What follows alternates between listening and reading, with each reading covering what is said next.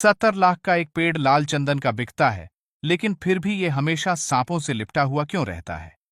चंदन के पेड़ में ऐसा क्या होता है जो हर समय उस पर सांप ही लिपटे रहते हैं? आखिर पूरी दुनिया की स्मगलिंग में से लाल चंदन की स्मगलिंग ही सबसे ज्यादा क्यों होती है? आखिर क्यों पेड़ काटने वाले चंदन के पेड़ को नीचे से नहीं बल्कि ऊपर से काटना शुरू करते हैं?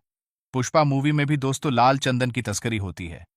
अब आखिर ये इतना खास क्यों है? सभी सवालों के जवाब जानने के लिए वीडियो के आखिर तक हमारे साथ जुड़े रहिए। तो चलिए वीडियो को स्टार्ट करते हैं। सबसे पहले दोस्तों आप एक बात जान लीजिए कि चंदन के पेड़ को जब भी काटा जाता है तो उसे बाकी पेड़ों की तरह नीचे से नहीं बल्कि ऊपर से काटा जाता है।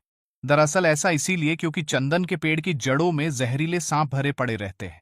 और ये बात पेड़ काटने वाला भी जानता है कि अगर ये चंदन का पेड़ है तो फिर इसे नीचे से काटना मतलब मौत को दावत देने वाली बात होगी। अब दोस्तों सांप तो किसी भी पेड़ पर रह सकते हैं, तो फिर उन्हें चंदन का पेड़ ही क्यों पसंद आता है? दरअसल सांप एक कोल्ड ब्लडेड एनिमल होता है। इनका खून ठंडा होता है और इसीलिए इन्हें ठंडी जगह बहुत पसंद होती है। अब आप जानते तो होंगे ही कि चंदन का पेड़ अस्तित्व में बहुत ठंडा होता है और इसीलिए ये सांपों के रहने की पसंदीदा जगह होती है। और लोग इसीलिए तो कभी अपने घर के पास चंदन का पेड़ नहीं लगाते। कई लोग वैसे मानते हैं कि सांप चंदन की खुशबू की वजह से उसकी तरफ आकर्षित होते हैं।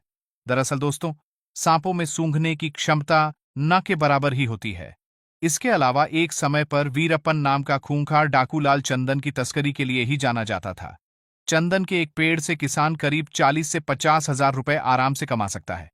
लेकिन दोस्तों चंदन के पेड़ से पैसा कमाना बिल्कुल आसान नहीं है, क्योंकि चंदन के पेड़ को बढ़ने में 20 से 30 साल तो लग ही जाते हैं।